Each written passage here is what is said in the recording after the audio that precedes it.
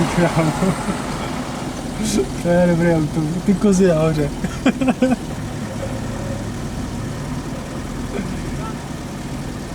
Pane pozadí.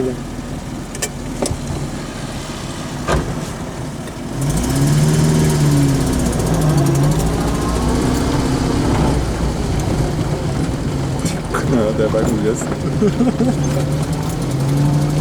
No, to degraduje naše výkony, ne? To smažem, tenhle video. Ty vole, co blbneš? No, Nic. Dobrý. OK. Nevím asi, jo. Co? Nic, nevím, jenom se směj. Vůbec. Takže to tam mám. Kamion mizí za oknem.